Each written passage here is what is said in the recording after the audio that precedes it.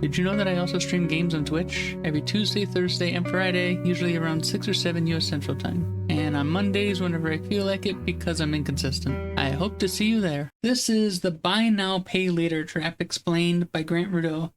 Buy Now, Pay Laters is something I've fallen into, especially when it comes to gamer subs, merch drops. I have bought like 4 of them in the last 3 months, maybe 5.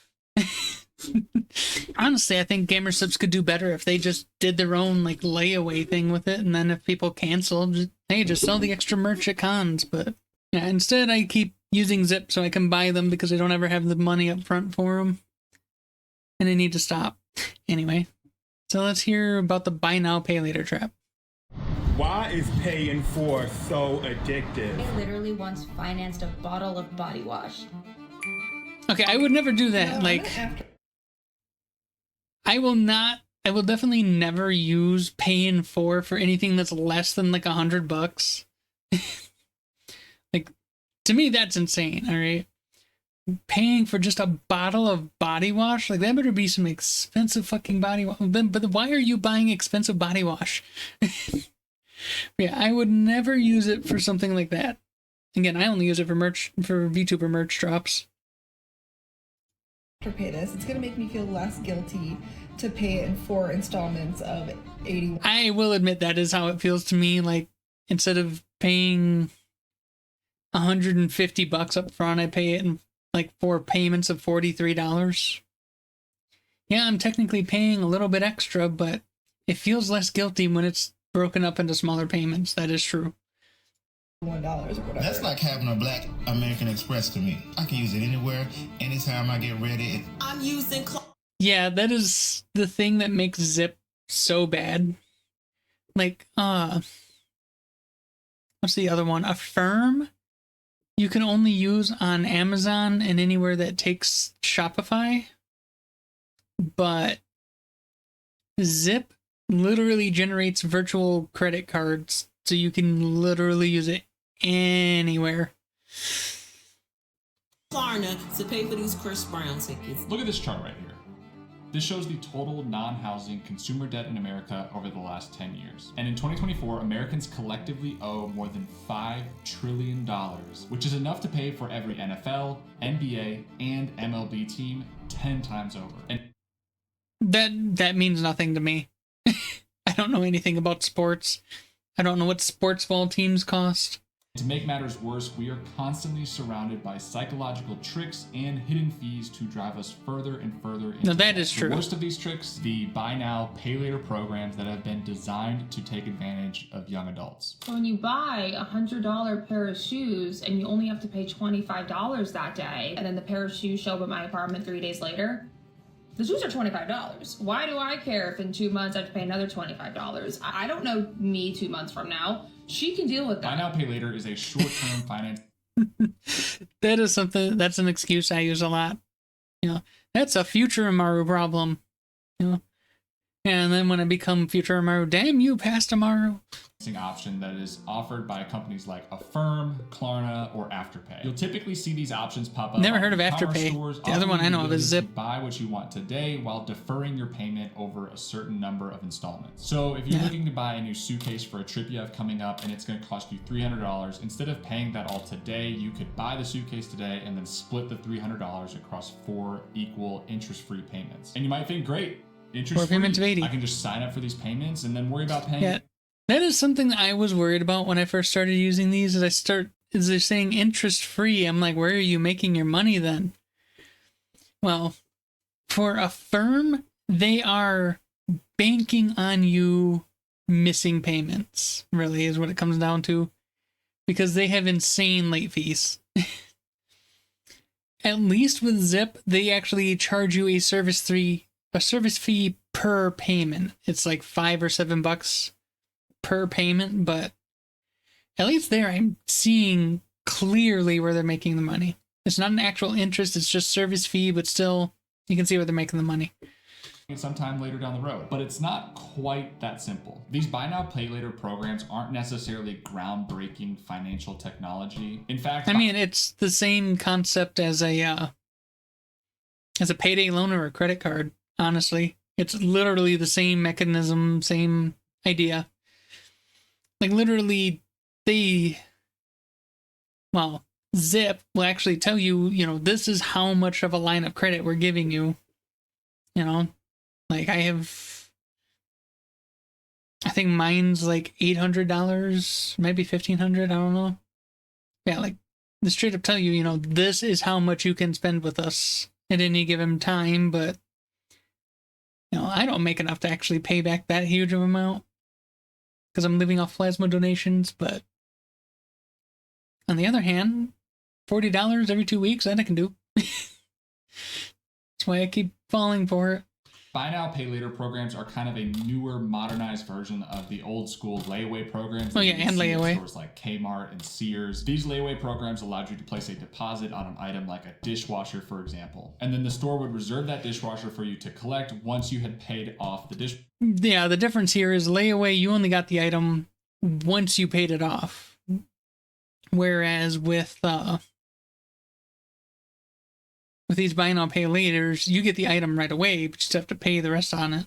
Dishwasher through their installment plan. But these layaway programs kind of fell off throughout much of the mid-20th century, mainly due to the introduction of credit cards and revolving lines of credit. Instead of using a layaway program and waiting to collect their item, people could just swipe a credit card, get their item today, and then worry about paying off that over the next couple months or years. The only problem is that a credit card will incur interest. People realize that if they didn't pay their credit card down on time, they would end up owing more than they initially spent on the item. So along came the modern marvel that is buy now, pay later, which gave you the best of both worlds. Get your product today, pay it off over a longer period of time, and no while interest. being interest-free. And that idea began hooking people in, because buy now, pay later has seen some explosive growth over the last 5 years, going from $2 billion in transactions. Which is interesting that he says 5 years, because I've only seen it in like the last 2, maybe.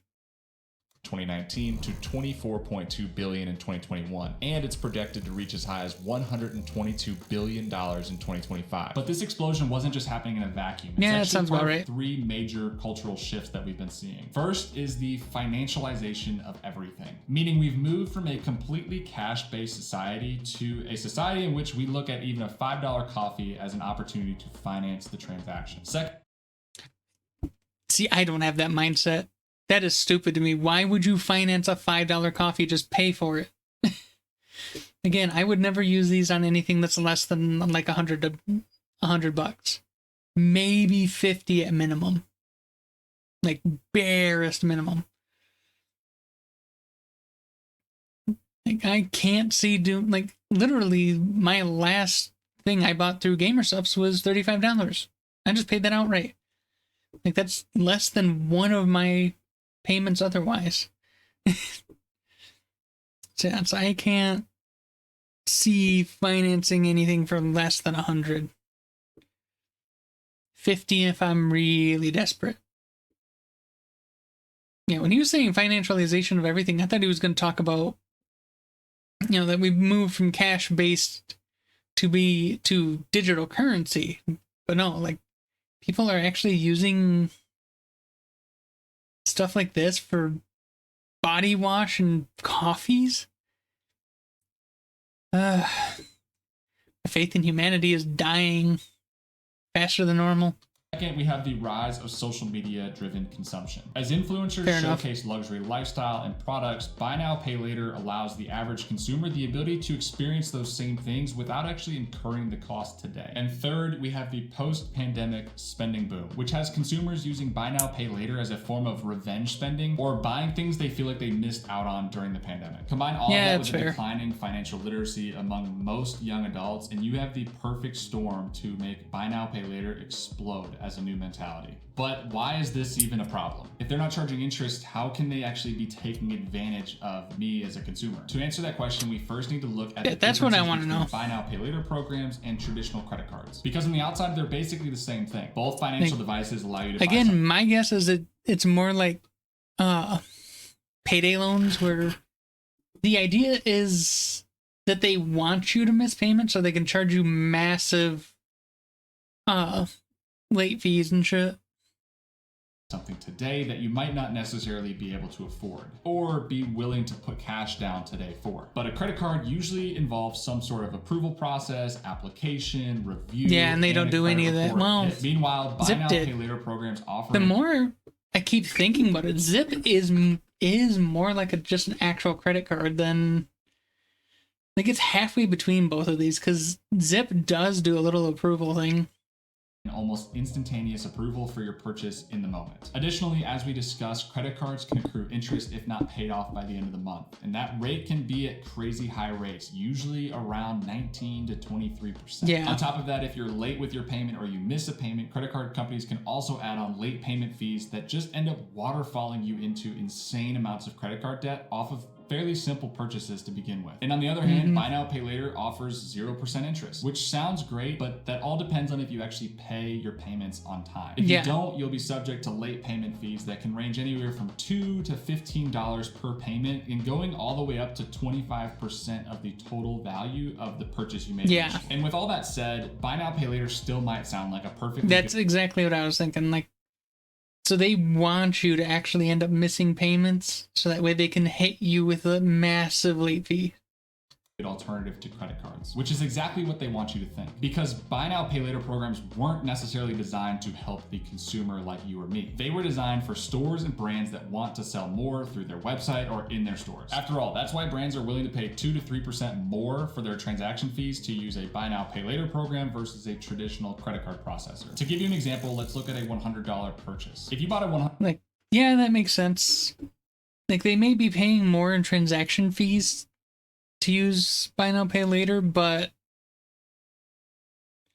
like, for anyone who has a really low income, being able to spread out your payments does make shopping more accessible. So it definitely would drive up their customer numbers. So that makes a lot of sense.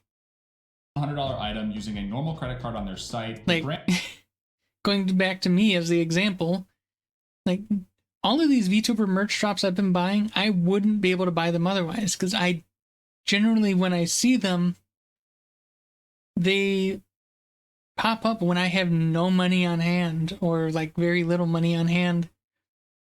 Like, if one dropped today, there's no way I'd be able to afford, $150 merch drop right out of pocket. I don't have that kind of money on hand, but I do Zip, then they break it up into 4 payments of like $45, and then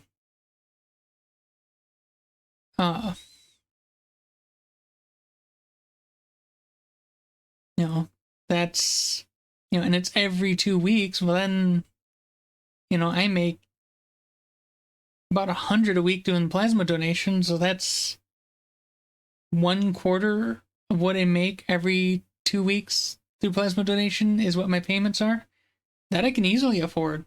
I can't afford the 150 up front, but I can afford it spread out over 8 weeks very easily. So,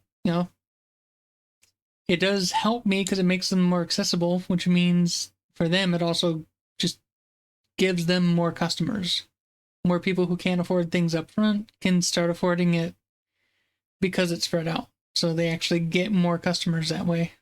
Brand was typically going to incur about a $2.50 charge to process that payment. And on the other hand, if you were to use a buy now, pay later program, that 5%. transaction fee that the brand has to pay goes from $2.50 to about $5. But the merchant fees are just the beginning when it comes to buy now, pay later. So let's look at how these companies actually make money beyond just charging that's the what I want to brand know. that hosts them on their website. First, like we just discussed, they're going to collect that merchant fee, which is anywhere from 4 to 6% of the That I didn't think about merchant fees. Transaction fees, yeah. So that right there gets them money. Second one's going to be late fees for sure. Third is going to be interest that kicks in if you don't get all of your payments done in the first 8 weeks. Or is it 6 weeks? Because you pay your first one immediately, then 2, then 2, then 2. Yeah, that would actually be 6 weeks. Yeah, so if you don't get it paid off in the set time frame, then yeah, they're going to hit you. Some of them will start hitting you with interest after that point. transaction price. Second, they profit from late Yep, fees, like we the talked late about fees. earlier, which has turned out to be a pretty substantial revenue source for companies like Affirm and Klarna, because 1 in every 3 users of these buy now pay later programs actually ends up missing a payment at least once. And third, every purchase that is made reveals something about you or your shopping habits, and these Okay, that makes sense. I just did a reaction on video. I did a video on data deleting services, and honestly, most of that video ended up being about data brokers themselves. But yeah, that ties in. Of course, they make part of their money selling data. You know, they shouldn't need to just sell your data to make money, but they do it anyway. Just like Spotify and YouTube and pretty much anyone else who is a subscription service. Like, they charge you a subscription to use their site, and they still collect your data and sell it anyway because it's just another way to make money. companies have realized that that is very valuable information for other brands. So they actually harvest a lot of the data from your checkout pages and then sell it to other brands that can then use it in their marketing or in their ad targeting. And finally, they benefit from the sheer volume of loans being opened up by packaging yours and everybody else's debt together and selling it to larger financial institutions. They can make money even when you pay on time. In other words, they've created a system. Okay, that's something I forget is a thing that happens, that banks will actually package up loans and then sell them to other banks so that they get their money now, and the bank that they sell it to actually makes more money by charging you the interest. You know?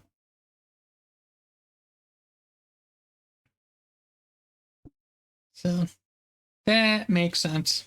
Where they win no matter what happens to you financially. So now let's look at buying an iPhone for $1,000. When you reach the checkout page, you have 3 options. Number 1, pay the full $1,000 up front. This is the simplest, cleanest, and easiest way to get out of the checkout scotch-free. Option 2, you could use a credit card with the typical 22% APR to purchase the phone. And if you only made the minimum payments, you would end up paying about $1,480 over the course of 5 years, with $480 of that being the interest alone. And option number 3 is you could use Afterpay's 4-payment installment plan, where you pay $250 today and then $250 every 2 weeks until the plan is paid off. Which sounds like the best deal to you? You see, brands have mastered psychological manipulation throughout their website, but specifically on the last hurdle, which is the checkout page. Yeah. And they do this through 4 key tricks. First, they exploit what psychologists call the pain of paying. By splitting the cost over a longer period of time, your brain actually registers less financial pain than paying the full amount.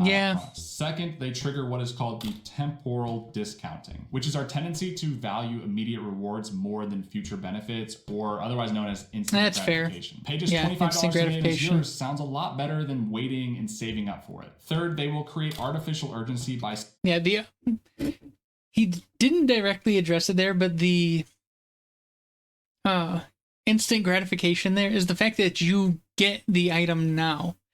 You know, like we said, unlike with a layaway where, you know, they lay it away until you pay off the full thing, with the buy now pay later, you buy the item and it shows up, you know, they ship it out immediately, even though you still have to make the payments for the next 6 weeks. So yeah, so you get the instant gratification, you paid for the item, you get it right away, and then you just have to finish paying it off after. Simulating limited time offers in the checkout page. And yeah, that is... I've noticed some sites have things that are just permanently on sale, even though they make them look like time-limited sales. And then there's Amazon that does their flash sales all the time. None of that has anything to do with buy now, pay later. At least not directly that I know of. And finally, they use colors and shapes to direct your eye exactly where they want you to be looking. Have you ever noticed that the buy now, pay later button is often highlighted in a brighter color, and it's sometimes I've noticed that. Selected when you reach the checkout? Yeah, like when I shop on Amazon, you know, the whole checkout screen is pretty much black and white, except Affirm has its little blue logo there. It immediately draws my eye to it every time. Yeah, I've noticed that. It's also how they do the whole, you know, related to your purchase, or would you like to add one of these, or, you know, can we tempt you? I see on a bunch of, like, fast food websites, It's just like you're getting ready to check out and they go, "Can we tempt you with this?" Yeah. Checkout page. These aren't accidents. These are specific design decisions to short circuit your brain to making a financial decision more on an impulse than with rational thinking. Instead of thinking about a $100 purchase rationally and over a longer period of time, they'd rather have you just click the pay $25 now and worry about it later on. And again, this isn't necessarily a bad deal because people are always looking for interest-free ways of purchasing things so that their money can go and earn them more money while they're paying off the other thing that they. Yeah, like that's what I was saying for me is, it's not necessarily a bad thing as long as you are conscious about it and making sure you're making your payments. Because again, it is allowing me to buy things I would not be able to buy otherwise. So it does benefit me, technically. Purchase. But to do so requires some financial education or experience. And sadly, most Americans are completely undereducated when it comes to financial literacy. So yeah, I think that's the thing for me is I'm not going to say I have financial experience, but I did grow up watching my mom go through a lot of this stuff. She filed bankruptcy a couple times that I can think of. She's gotten burned by payday loans. And I grew up watching that stuff happen, and it drilled into me about being more aware of what I'm doing with my money, I think is the best way I can think to put it. Obviously, I'm not doing great because I keep falling for buy now, pay later. But again, it does technically help me. But yeah, I'm at least paying attention to what I'm doing with my money. That's about all best I can say. I'm not the best at budgeting, but I do pay attention to what I'm doing with it. Like, I hear all the time about, like, every time I see a Rocket Money ad, they're like, "Oh, do you have all these subscriptions that you don't realize you've been paying for months and months?" I'm like, how do people not realize they're paying for these subscriptions for that long? Apparently, I'm just better at paying attention for that kind of stuff. So apparently that is just a me thing. I am actually more aware of what I'm doing with my money than most people, I guess. So the instant gratification syndrome kicks in and they buy practically everything with buy now, pay later, with no real concern that they will in fact have to pay that off at some point. All they're worried about is the price that they will pay today, which is exactly how you end up with this. I've done groceries. So, see, I don't think of it that way. I don't think of it as, oh, I'm getting whatever it is I'm paying for the, 1/4 of the price. Like, I'm still thinking, this is still going to cost me $150 in the end. It's just, I don't have $150 now, but I will have the full amount by the end of the 6-week period. I guess it is 8 weeks because it's whatever. Done all kinds of crap on Affirm and Klarna, but it adds up, and then you are in a chokehold. And in some ways, it is worse than having credit card payments. It's crazy. Because buy now, pay later is so easy to do, people are starting to use it on more and more occasions where it's really not meant to be used. Instead of just using it on a big purchase like a new fridge or a TV, they're starting to use it on smaller things. Yeah, see, I keep pausing to say this, but I just can't see doing that. I can't see going for buy now, pay later on a $5 coffee. That doesn't make any sense to me. That's so stupid of an idea. Why would you do that? and truly financing items that have no business being financed. A crazy story that we recently saw is that Klarna is now on DoorDash, which allows you to finance your $15 burrito over 4 payments of $3.75 instead of paying the full $15 up front. Again, not a necessarily terrible thing when looked at in a vacuum, but when you expand this to consider that someone who's financing a burrito is also probably financing a lot of other things. Or financing a burrito a day. You know, financing one every single day. Because I do know there are people who order DoorDash every single day. Which is another thing I can't see doing just because of, like, I get turned off from DoorDash and Grubhub just when I look at the menu prices because I know they're higher than just going to the place. But I do know there are some people who are too lazy to leave the house at all and do DoorDash every single day. Now, just imagine, I'm sure there are people who do DoorDash every single day and they Klarna their DoorDash every single day, and that is going to add up so fast. You know, those payments later are going to be so bad. Like, sure, it's $3 up front each day, but then across 7 days, that is $21 you have for a payment due 2 weeks later. You know? And spread that across the 2 weeks, that is now $40 you owe 2 weeks later, and, you know, still 4 weeks later and 6 weeks later. Like, yeah, it's...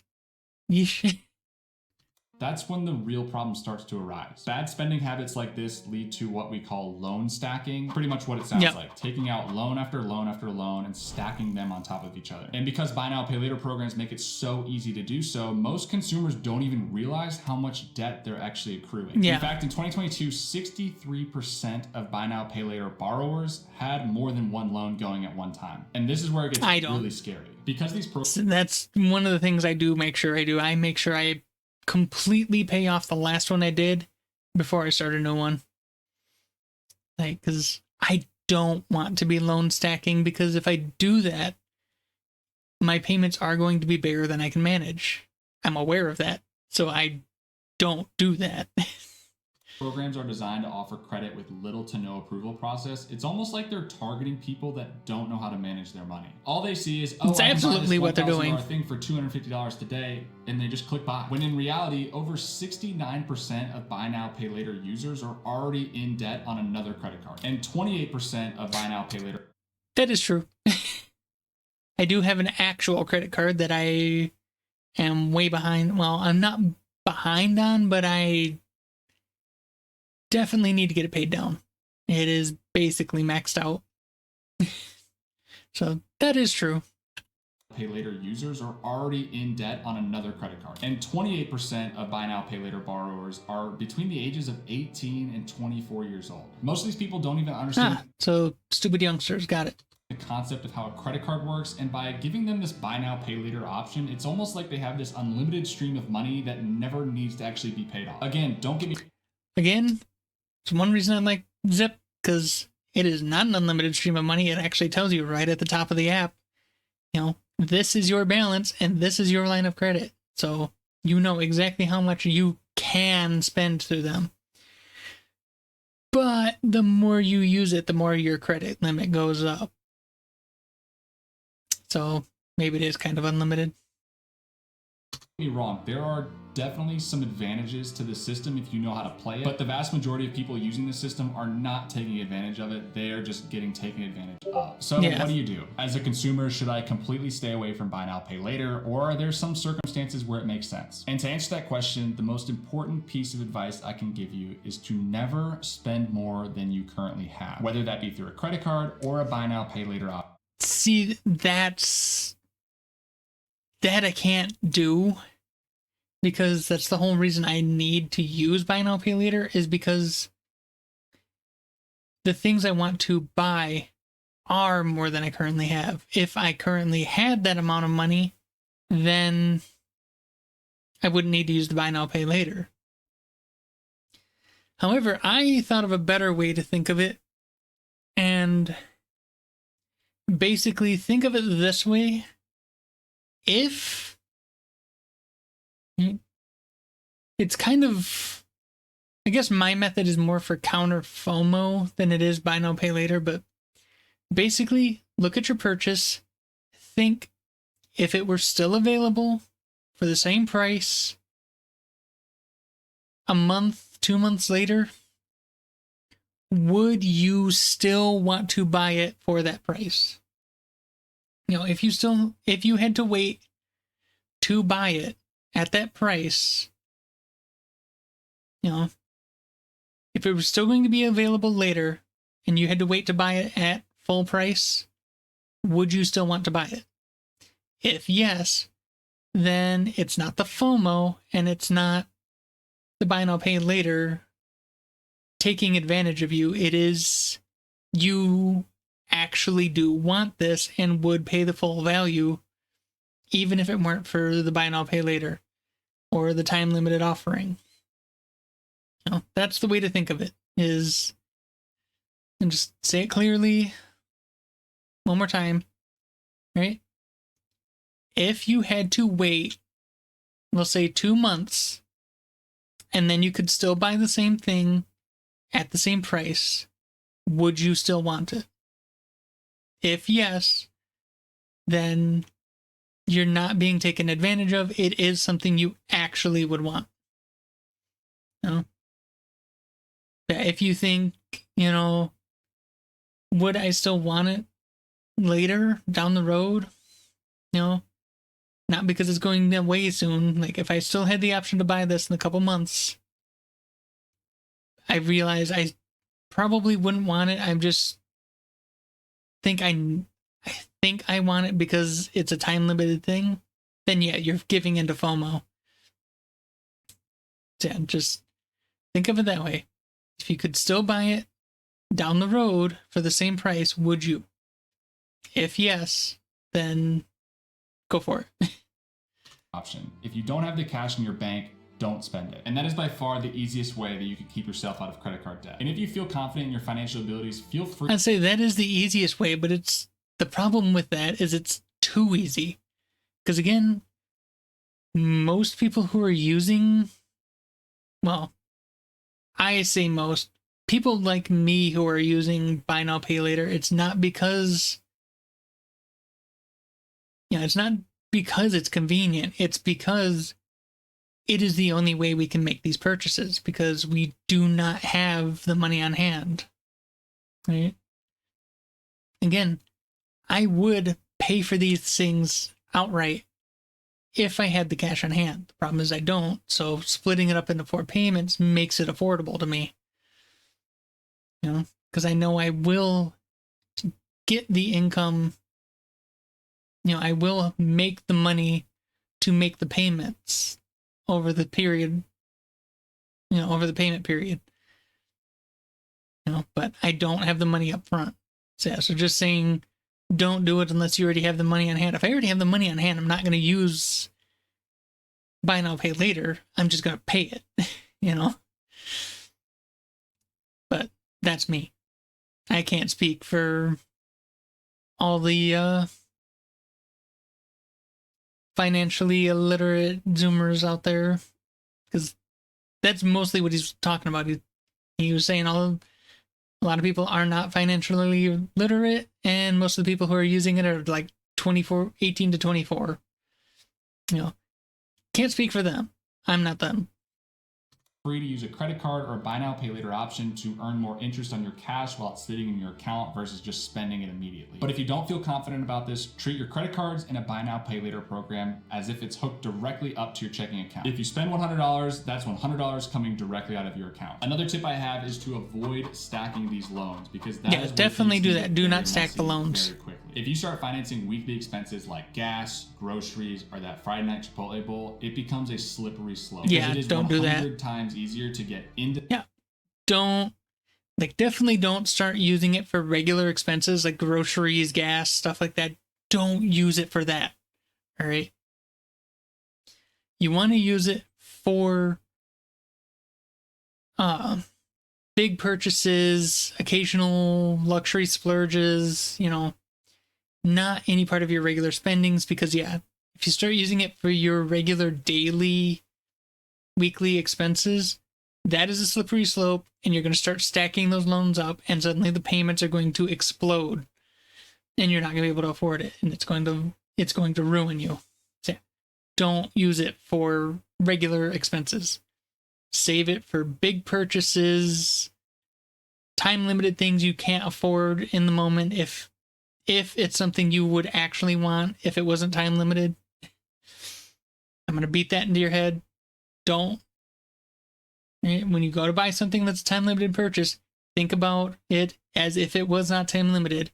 Would you still want to buy it if you could buy it later? Always think of it that way. Yeah, just save buy now pay later or credit card purchases for big things, or, you know, unexpected expenses, whether it's a want or a need. I'm not saying unexpected expenses like your tire blew out and you need to buy tires. Like, yeah, that's an unexpected expense and a good time to use it, but also something like a surprise merch drop that you didn't know was coming. You know, it can help you to be able to afford it so you can actually get it, if it is something you would still buy if it wasn't time limited. You know, those are good times to use it, but don't use it for your groceries, your gas fill-ups, your daily DoorDash or whatever. Yeah, don't use it on those, because you will ruin yourself doing it that way. The debt than it is to get out of debt. But there you have it, the truth about buy now, pay later. These companies spend millions of dollars on psychological research to get you to spend more than you can actually afford. But now you know a little bit more about how to protect yourself. And if you like this video, make sure to check out this video that covers the business of Formula One and how billionaires use debt to fund their crazy hobby of racing. Okay. Huh. Not interested in Formula One, but that doesn't surprise me. It's something all about, you know, the teams are basically all owned by billionaires, and it's a way to funnel money to make money. That doesn't surprise me at all.